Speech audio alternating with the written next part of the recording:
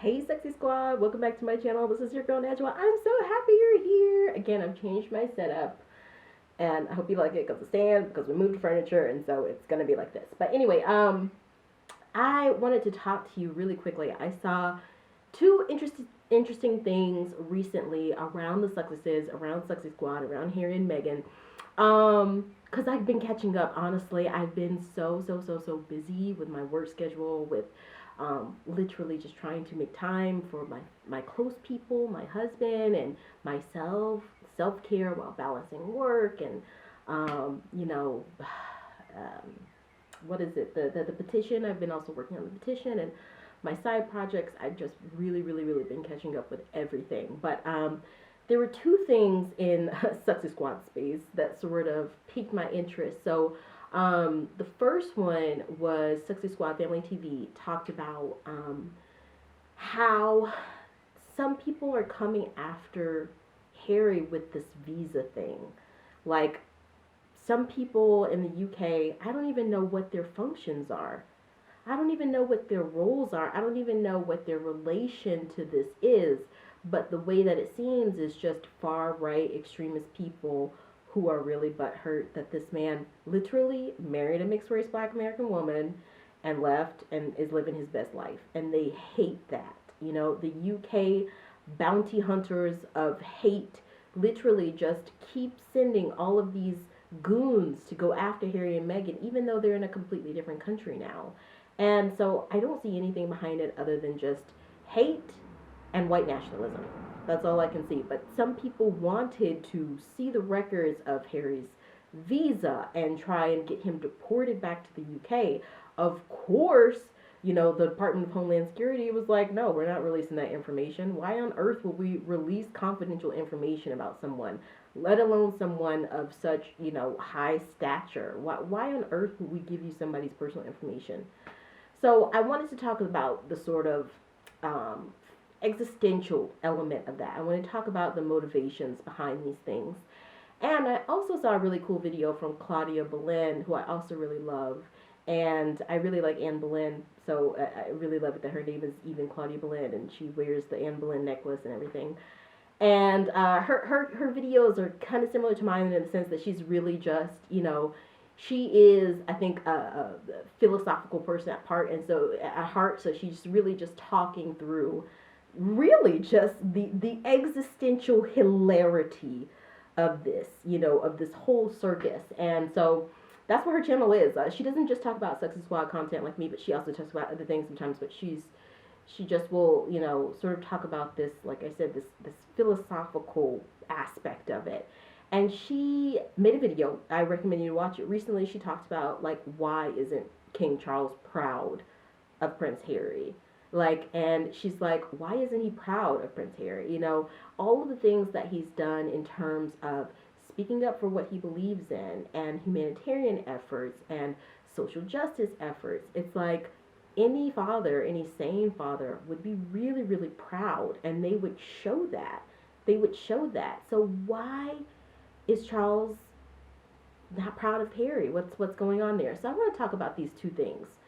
Really quick video. Oh, by the way, guys, petition is coming back. I'm coming back. We'll do another live stream this week. I promise. Very soon.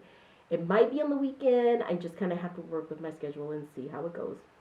But back to this question at hand. Now, on the question of the visa thing, I'm going to tie this, you know, what Sexy Squad Family TV talked about the visa stuff. And Sexy Squad Family TV also posted a video recently that said, like, Harry and Meghan don't take the bait.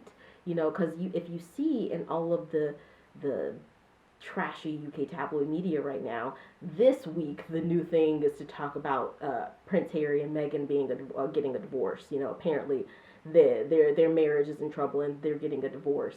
But we know that's not true. We know that's just a fabrication in the crazy minds of people like Camilla Tominey, who are living vicariously through the successes while simultaneously hating them. Now, this question of the visa and these divorce rumors, again, like, white people want to just act like that whole, you know, 400 years of slavery that happened with the transatlantic slave trade They want to just kind of act like it didn't happen. They want to just be like, oh, that was such a long time ago, it's over. They want to act like the institutional racism that's been kind of embedded in all of the institutions in the Western world, at least for the past century. It's like, we don't want to talk about that. We don't want to talk about that. And what that does is it simultaneously silences people of color, women, all kinds of people of color, their voices. And Claudie Blend, she really analyzes this very well because she's actually of mixed race heritage herself. She looks white probably on the surface just to look at her, but she's actually half Indian. And so it's really funny her talking about the dichotomy between her white, the white side of her family and the Indian side of her family. And I kind of understand as well, having a white husband and this culture melange that constantly happens. So I feel like people who either plunge themselves really into a very multicultural world full of openness and open exchange amongst different cultural groups and stuff, they really are aware of institutional racism, institutional misogyny, and it's not a big deal, and they're not uncomfortable talking about it. Whereas those who I think kind of trap themselves in this echo chamber, trap themselves in a wind tunnel, and don't be fooled. What's happening in the U.S., the huge polarization between left and right, and how the GOP in the U.S. has sort of suddenly just become the MAGA party, But rest assured, there are some traditional conservative Republicans that are more like Reagan Republicans, which I would take any day now. They're now they're now wanting to separate their good names from the sort of MAGA thing. And Donald Trump is coming under accountability. Rupert Murdoch is coming under accountability. Fox News is coming under accountability. Oath Keepers, the Proud Boys. I could go on and on and on and on. So people like Camilla Tominey, the Nile guy or whatever, who's looking into the visa stuff with Harry and Meghan, it's like when you start to align yourself with that persona of white privilege, of the oppressor, you really are not doing yourselves any favors. And let me read something to you guys. I read it in another video and I realized I should also put it in this video because it really, really applies. Now, again, I know we're talking about the UK, but the US, the UK, institutional racism is embedded in both of those. That's what Harry and Meghan tried to flag. And now, instead of saying, okay, we hear you, let's try and move forward, we get 10 years of hate campaigns that are non-stop. These people are fabricating tendrils, dozens and millions and thousands of tendrils every day of these narratives of their own creation. Every day. It's so bizarre. So this is an article called Superposition Strategies: How and Why White People Say Contradictory Things About Race. This is from Matthew W. Huey, and this is from February 11, 2022. Another thing that I want to note, and I also get a lot of derangers in my comments and in my channel and stuff, and I actually try and engage them in intelligent recourse because I actually want to have an exchange. The thing is that people who have been oppressed, like African Americans, like Black Brits, like Indians, like Asians, like whoever you could think of, women, transgender people, whoever you could think of, oftentimes the oppressor has to concede to the oppressed has to concede to the oppressor. The oppressed has to, I'm going to show you a clip of this guy literally walking up, this black guy literally walking up and hugging a white nationalist. Kourtney was on his way out from a protest against white nationalist Richard Spencer's speech at University of Florida when he spotted his chance to confront someone who hates his very existence. He just had one question. What if you don't like me? But Randy Furness, a neo-Nazi skinhead, didn't have an answer. Instead, he stared. I could have hit him. I could have hurt him, Kourtney told the New York Daily News. But something in me said, you know what? He just needs love. That's when Kourtney, taking his father's teaching as a bishop at heart, offered Furness a hug. And finally, he got an answer. I don't know. At a protest, he says, why do you hate me? And he hugs the guy, and the guy says, I don't know. And so that's that thing. That is that persona of angry, aggressive, authoritarian white privilege, institutional racism, it has an inferiority complex and a superiority complex simultaneously with insert the other, with blacks, with Asians, with women of color, with people of color, with women, with, you know, transgender men, with transgender whatever it is, you know, whatever that other is. It's like they feel both intrigued and affected in a very strong and emotional way, and also wanting to oppress, wanting to control. Look at history, guys. Look at history. You know, the European descent, even as someone married to a white person, has said for at least a century, my way is the best way. And there's nothing outside of that.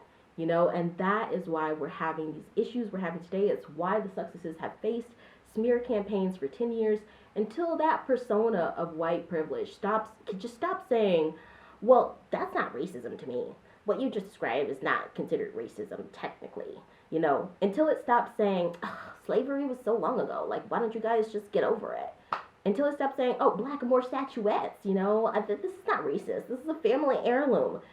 Until it stops saying, oh, why are you always race baiting? Why do you always have to talk about race? Until it stops saying, hey, stop shaking the tree, you know? We're not going to get anywhere. We're not going to get anywhere. And so the way in that video where Claudia Blinn talks about why isn't King Charles proud of Harry, she says, you know, something really interesting. I really recommend you guys go look at the video. She says something really interesting. She's like, abusers in an abusive family, someone who shows in their own right competence. They show that they are passionate about certain projects or subjects or things. People who go against the grain and have individualism and you know, also connect with other groups, the others, you know. Oftentimes, the abusive system or the abusive family will see that as, oh, well, you're making me look bad. You know, it's not coming from a place of, I'm happy for you. It's like, you're making me look bad. Whereas in an actual functional family, it's like, oh my God, I'm so proud of you. Good for you. Like, can I join you? Can you show me how you did that? Can we work together? I'm good at this other thing. Can we take the talent that you have, the talent that I have, combine these efforts to do something really cool? That right there is how a functional institution works. It's how a functional family works. And you see that contrast of abuser, you know, oppressor, you know, dysfunctional family type versus functional, versus, you know, multicultural, versus valuing different views and cultivating people's strengths instead of knocking down people for their weaknesses. And so, yeah, I just thought that that was an interesting thing. I think that, you know, we're going to have to keep this good fight. We're going to have to keep up with this good fight because there is really no other choice that we have. You know, I think between, in this past decade where things have become so polarized, and I'm not just in the UK, in the US, in Australia, all around the world, you know, in Spain and France and Italy, I think that particularly people of color and blacks have to remember that it's not going to go away with us just sitting and hoping that it goes away. It gets worse, you know, it gets worse.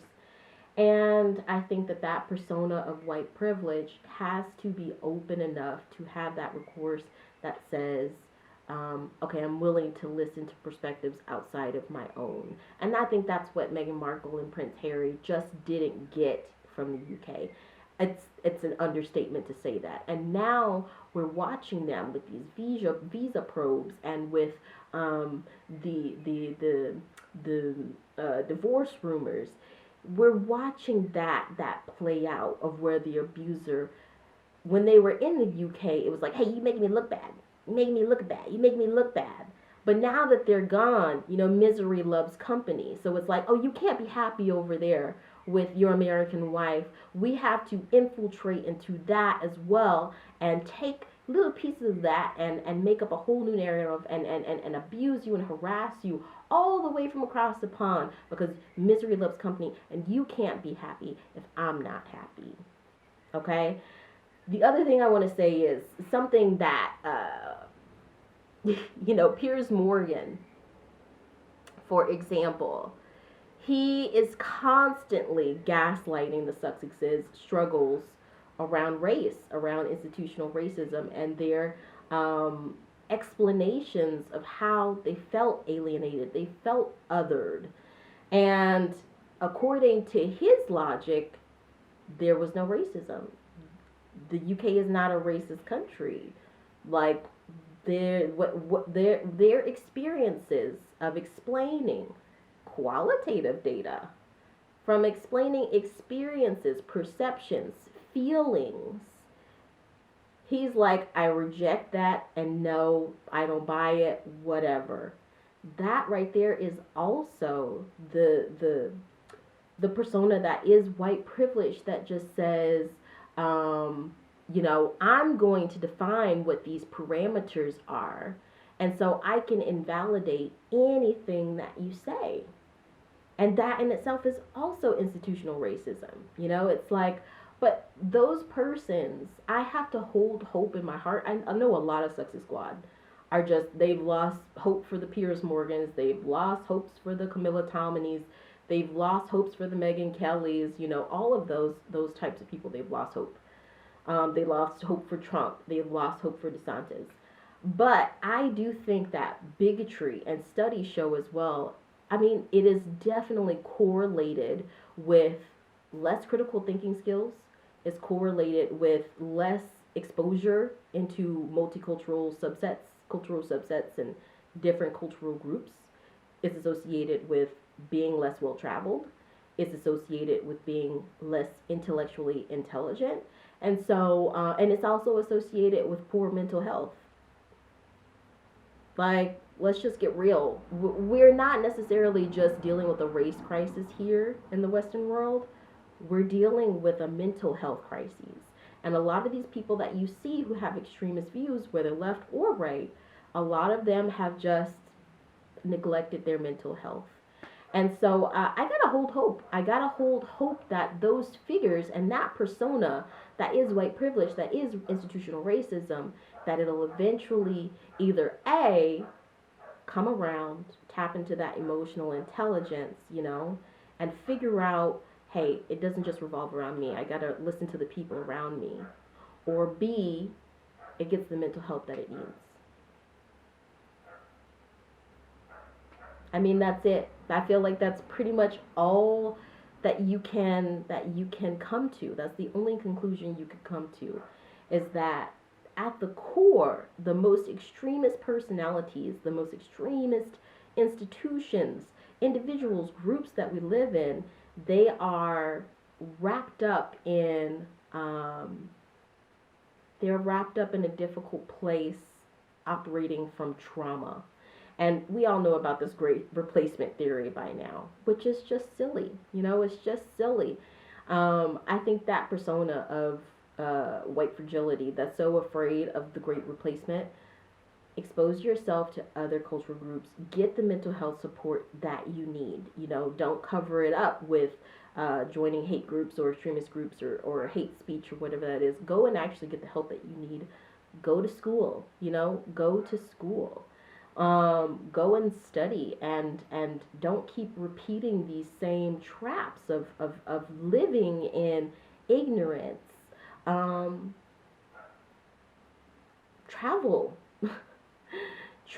and see how other people live other than yourself, and I guarantee you're gonna come around not necessarily thinking the same way. So I have to have hope, and I have to have hope that accountability is a very serious thing. It wasn't so long ago that people who looked like me in the United States of America were getting sprayed with hose, were getting hung, were getting their genitalia cut off for whistling at a white woman, were, having to sit on separate sides of the bus, having to sit at separate sides of the church go to an outhouse while other people got to go into a nice bathroom indoors. It wasn't that long ago.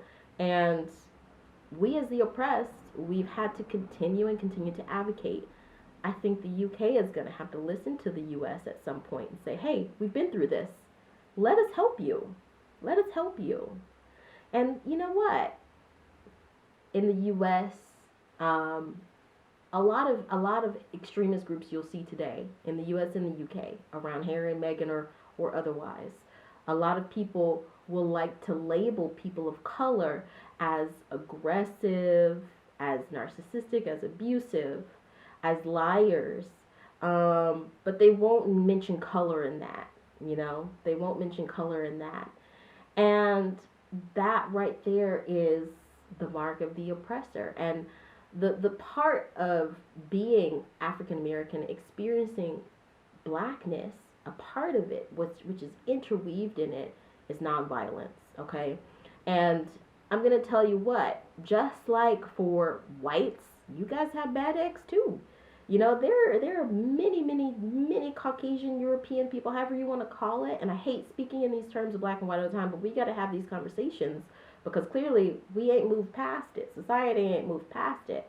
There are so many good European descent people, like people of European descent with such goodness in their hearts, who are anti-racist, who are doing the work, and, then and they look at those bad eggs within their cultural group and say, oh my goodness, I have no idea what's going on. It's the same thing for blacks. We have people out there, of course. I was looking at the other day, there was a shootout on a beach in Florida.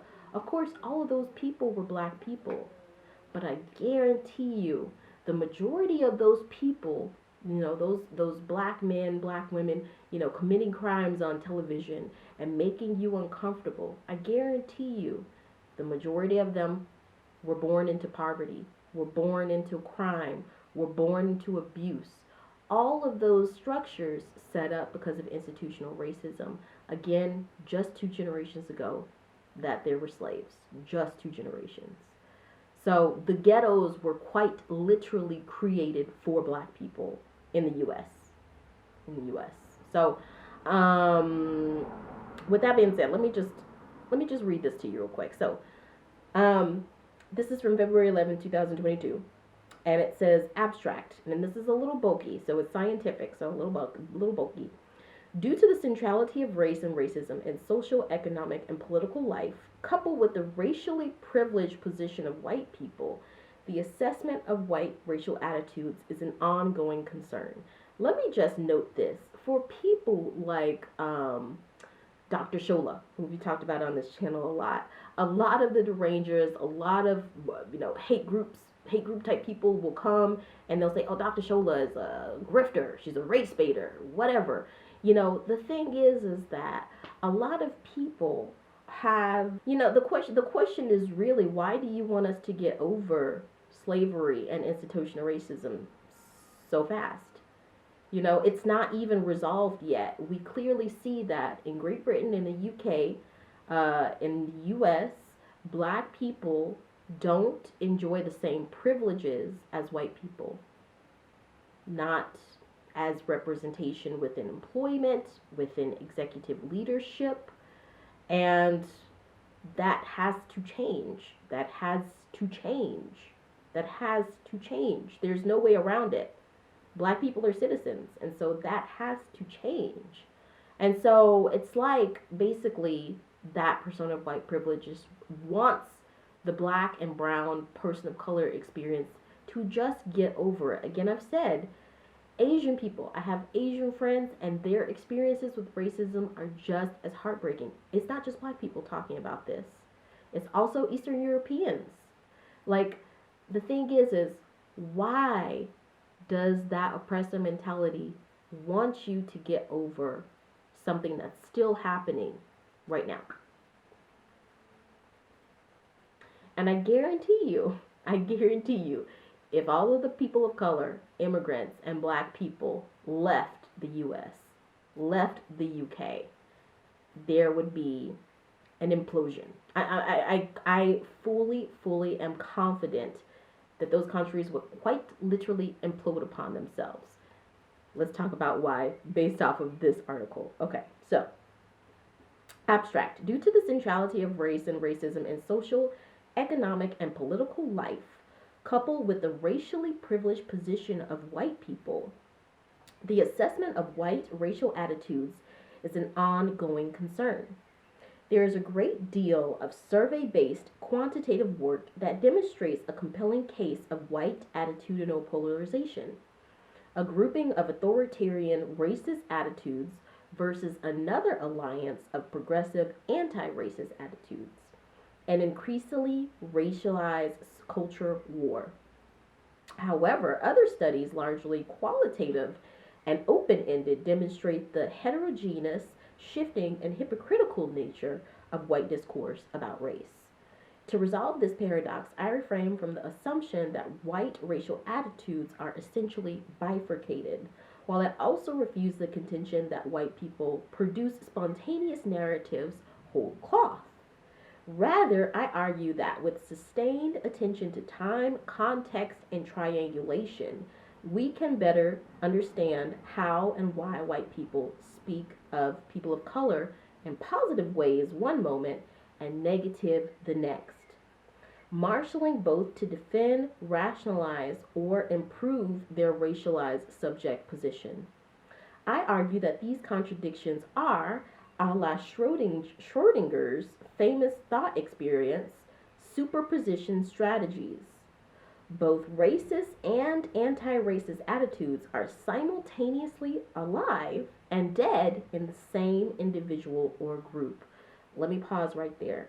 Both racist and anti-racist attitudes are simultaneously alive and dead in the same individual or group. Just like loosely quoted in Barack Obama's book, good and evil can coexist, completely intertwined, beautifully intertwined in the same human body.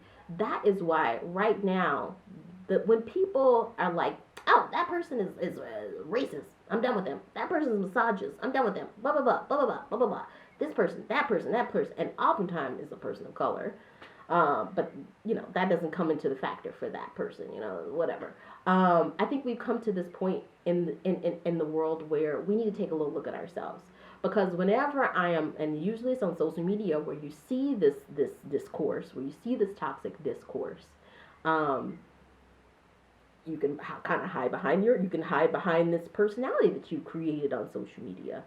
And the thing is like, that right there really grinds my gears. It really grinds my gears where we can't be emotionally intelligent enough to understand that good people can say dumb things.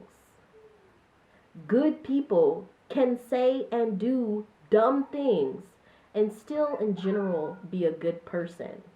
But society will still discard people. Social media monster will still discard public figures or celebrities because good people can say and do bad things.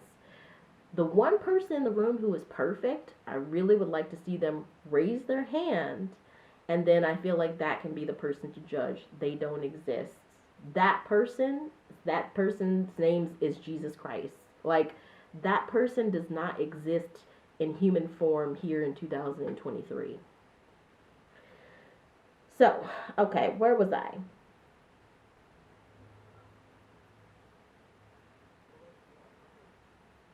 Contradictory white discourse helps maintain a sense of self-efficacy and coherent white racial identity within conflictual and politically supercharged social situations, as well as within racially unequal social structures.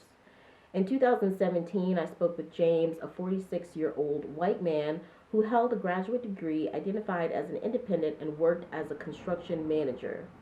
Sitting together in a suburban cafe near Washington, D.C., James offered a racist stereotype to defend the sparsity of Latino employees in his firm. Latinos are lazy, James quietly told me. I mean, my experiences tell me they don't want to put the work in. There's always an excuse. Everything's mañana, mañana, mañana. Yeah, someone actually said that. Yet, only 20 minutes later, James reversed himself. After expressing frustration with employees' motivation to accomplish unpleasant tasks, James stated, Latinos do the difficult jobs. They don't complain about getting down and dirty. White employees will push back. Not the Latinos, though. They do the tough work. Such drastically oscillating attitudes were echoed by Abby, a 35-year-old Democrat with a graduate degree who worked as a high school teacher. Speaking outside of Jackson, Mississippi, in 2019, Abby outlined her distrust of Asians. They're a closed off culture. They stick to themselves. I get a sneaky vibe, you know? Only moments later, however, Abby altered tech. I'll give it to them. They work hard to assimilate. They get good grades. I see why they're called the model minority. How do we make sense of such divergent and contradictory, if not hypocritical, statements? So that sort of dynamic doesn't just exist in individual ways. It exists in institutional ways as well. And so back to sort of why are people looking into the visa records of Harry and trying to get him deported? Why is King Charles not proud of Harry? Let me go ahead and sort of put this out there for you, and let's just see where it goes, what your thoughts are, how you feel. And again, comparing U.S. and U.K. here, I know the histories are a little bit different, but again, the U.S. comes from the U.K. That institutional racism that exists in the U.S. didn't just appear out of thin air. It came from somewhere.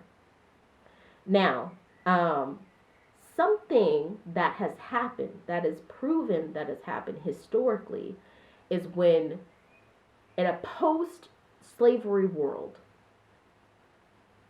in the U.S., white people have aligned themselves with the Black Power movement, with the elevation of Black people and showing of Black excellence in society, and bringing Blacks up to an equal level with their white counterparts in society, of advocating for their rights and their liberties and their well-being, their fair treatment by law enforcement, their fair treatment by the Constitution, etc.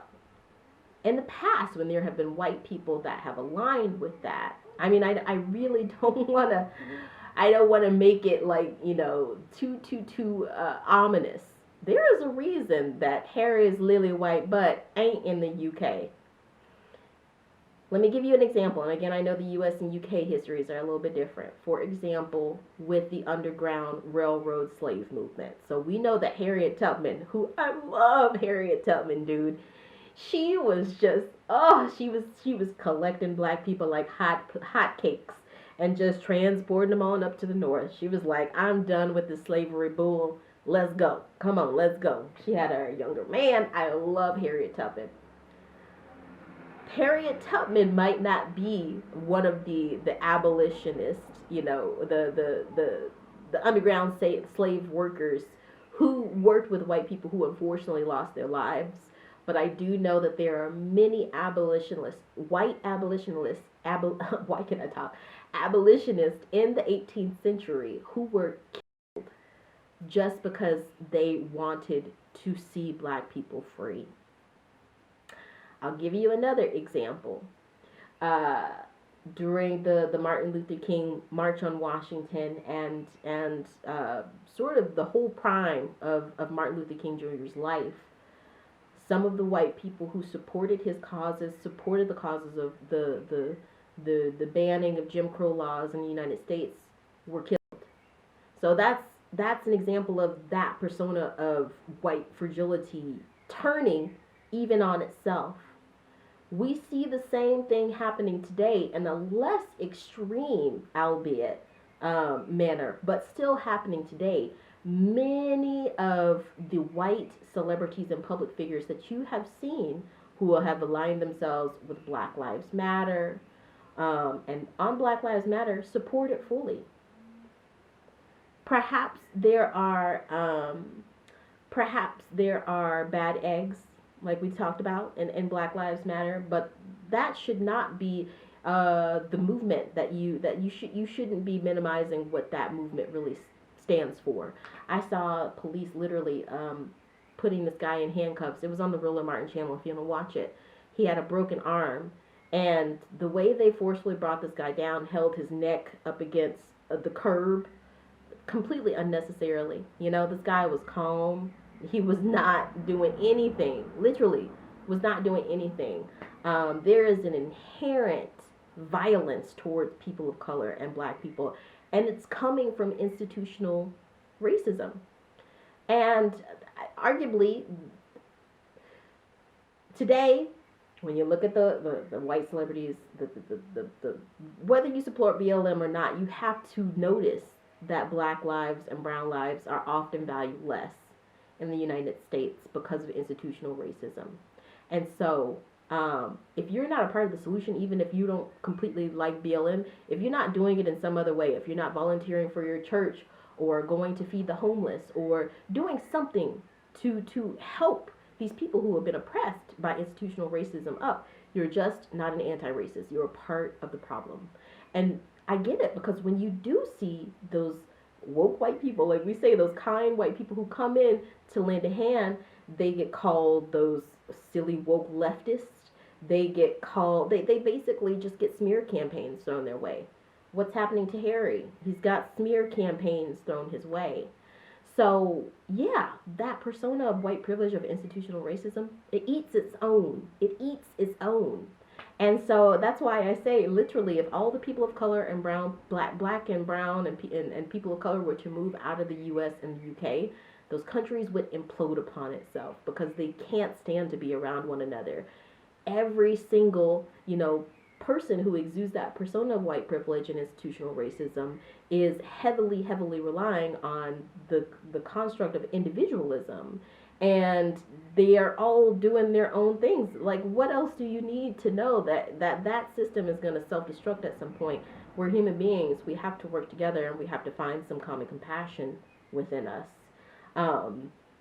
If you look at just the fact that the United Kingdom colonized so many countries, especially the Commonwealth countries, they literally couldn't stand to be on their own. They had to go and pull a bunch of other people from other places because they don't want to be on their own. It's time to change that on its head. Woke white people understand that. People of European descent who have put the work in to be anti-racist understand that. So why are people probing into Harry's visa and all that stuff? Because that right there is institutional racism. You can put that in your notebook, Piers Morgan. Like, the fact that the one associated with his mixed race black wife is having visa probes and all this stuff, and the firm puts so much effort into keeping a super duper clean image of William, Kate, Camilla, and Charles. That is institutional racism. Okay, why isn't Charles proud of Harry? It's because Harry is a part of that cycle that I just told you. He's a white person who has devoted himself to causes of black people and people of color. And so that persona of institutional racism and white privilege sees that, white fragility really, it's not just white privilege, it's white fragility.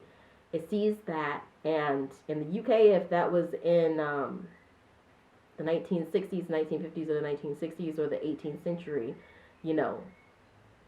it probably could have ended extremely tragically. But we have the power now. We have the power now to speak up and to hold these systems that we've always thought were just normal to accountability. So guys, keep praying for the Sussexes. They need it so much more now than ever. And don't ever allow yourself to be silenced. But guys, I want to know what you think in the comments. Again, if you're new here, go ahead, put your little finger on that like and subscribe button. Hit the little bell over on the right hand side so you know whenever I post a video. And I'll see you next time.